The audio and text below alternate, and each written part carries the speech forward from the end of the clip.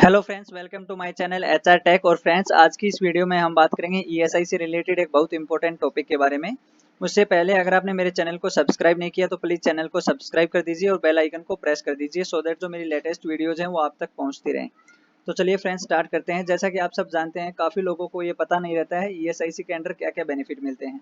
तो आज की इस वीडियो में हम उन्हीं बेनिफिट्स के बारे में बात करेंगे, लाइक जो मेडिकल बेनिफिट है, सिकनेस बेनिफिट है, मैटरनिटी बेनिफिट है, या जो टेम्परेरी और परमानेंट डिसेबलमेंट बेनिफिट है उनके बारे में। तो सबसे पहले हम स्टार्ट करते हैं मेडिकल बेनिफिट। तो फ्रेंड्स, मेडिकल बेनिफिट में जैसा कि आप सब जानते हैं, फर्स्ट डे से आप कवर हो जाते हैं मेडिकल बेनिफिट में, आप और आपकी पूरी फैमिली। और इसका प्लस पॉइंट ये है कि इसमें कोई भी लिमिट नहीं रहती है आपके ट्रीटमेंट की। जैसा अगर आप कोई मेडिकल पॉलिसी लेते हैं उसमें 1 लाख, 2 लाख, 5 लाख की एक लिमिट रहती है। इसमें कोई लिमिट नहीं है, आप कितना भी बड़ा ट्रीटमेंट करवा सकते हैं और कोई कंट्रीब्यूशन की जरूरत नहीं है। फर्स्ट डे से आप इसमें कवर्ड हो जाते हैं। दूसरा, इसमें जो है रिटायर्ड पर्सन रहते हैं या फिर जो परमानेंटली डिसेबल्ड पर्सन रहते हैं वो भी इसका बेनिफिट ले सकते हैं। उसमें उस केस में उनको करना क्या है, 120 रुपये का एक एनुअल प्रीमियम होता है जो उनको पे करना होता है ईएसआईसी को एक टोकन के रूप में। उसके बाद वो उस पूरे साल में ईएसआईसी से ट्रीटमेंट अपना करवा सकते हैं। तो दूसरा जो है उसके बारे में हम बात करते हैं, benefit sickness benefit. Sickness benefit क्या होता है फ्रेंड्स? ये होता है जैसे ही आपको कोई अगर बीमारी हो जाती है, आपको बेड रेस्ट के लिए बोल दिया जाता है, तो उस केस में आपकी सैलरी का 70% आपको दिया जाता है, जो कि एक साल में 3 महीने का दिया जाता है। इसके लिए कंडीशन क्या है, आपका ईएसआईसी में 78 डेज का कंट्रीब्यूशन होना चाहिए लास्ट 6 मंथ में। ठीक है। और इसी का दूसरा पार्ट है एक्सटेंडेड सिकनेस बेनिफिट। इस केस में क्या है, कुछ बीमारी ऐसी होती हैं जो लंबी चलती हैं, आपको लंबा बेड रेस्ट की जरूरत रहती है। तो उस केस में आपका 2 ईयर तक ये जो बेनिफिट है आपको एक्सटेंड कर दिया जाता है, यानी कि 2 साल तक आपको आपकी सैलरी का 80% आपको दिया जाएगा। सिकनेस बेनिफिट में 70% दिया जाता है, एक्सटेंडेड में आपको 80% दिया जाता है। एक्सटेंडेड सिकनेस बेनिफिट किस केस में दिया जाता है? इसके अंडर ईएसआईसी ने कंफर्म किया है कि 34 डिजीज हैं जो एक्सटेंडेड सिकनेस बेनिफिट के अंदर आती हैं, लाइक आपका टीबी, एड्स, इस तरह से काफ़ी बीमारी हैं 34 जो एक्सटेंडेड सिकनेस बेनिफिट के अंडर आती हैं। उसके बाद है इनहेंस्ड सिकनेस बेनिफिट। ये बेनिफिट उनको दिया जाता है जो मेल या फीमेल अपना स्टेरिलाइजेशन करवाते हैं। उनको 7 डेज की फुल सैलरी दी जाती है मेल को, और 14 डेज की फीमेल को फुल सैलरी दी जाती है। उसके बाद हम बात करते हैं फ्रेंड्स मैटरनिटी बेनिफिट की। मैटरनिटी बेनिफिट जैसे ही आपको पता होगा, ये एक्ट रिवाइज हुआ है और इसमें अभी 26 वीक की आपको लीव दी जाती है। तो जो 26 वीक की आप लीव लेते हैं वो आपको ईएसआईसी से आपको उनका पैसा मिलता है। जो 26 वीक की लीव है आप इसको 1 मंथ और एक्सटेंड कर सकते हैं, ये डिपेंड करता है आपकी मेडिकल रिपोर्ट पे। और उस केस में आपका जो कंट्रीब्यूशन है वो 70 डेज होना चाहिए लास्ट 1 ईयर में। जैसा कि आप देख रहे हैं यहाँ पे 2 कंट्रीब्यूशन पीरियड, मतलब जो ईएसआईसी में होता है 6 मंथ का कंट्रीब्यूशन पीरियड रहता है, अप्रैल टू सितंबर और अक्टूबर टू मार्च।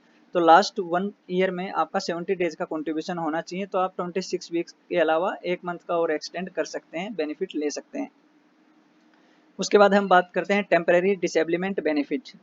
ये बेनिफिट क्या है?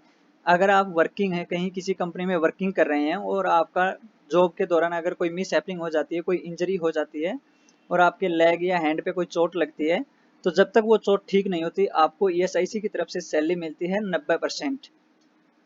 और फ्रेंड्स, इसका कोई लिमिट नहीं है कि आपको साल में 3 महीने मिलेगी या 5 महीने या 6 महीने। ये आपको तब तक मिलेगी जब तक आपकी वो चोट ठीक नहीं हो जाती, आपका जो हाथ या पैर है अच्छी तरह से काम करना स्टार्ट नहीं कर देता तब तक।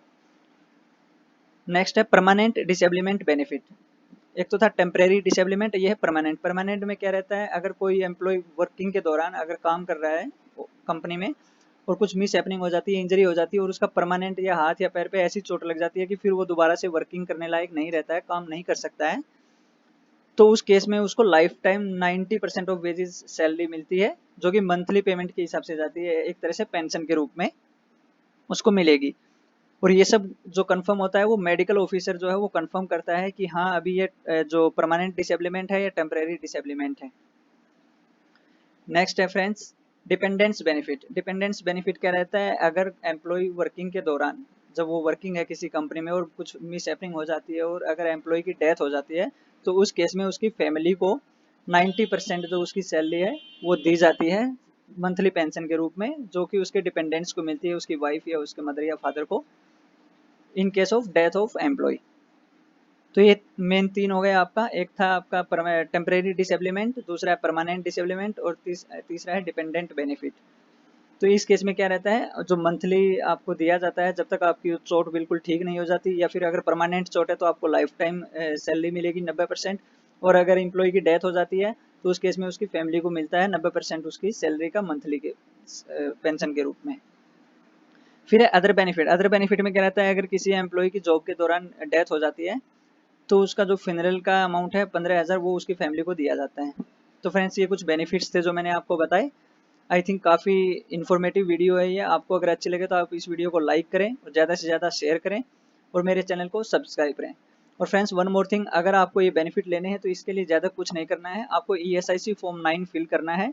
उस पर आपकी कंपनी के साइन और स्टैंप लगेगा और उसके पीछे आपका मेडिकल सर्टिफिकेट लगेगा और आपको डायरेक्टली अपने ESIC ऑफिस में सबमिट करवा देना है।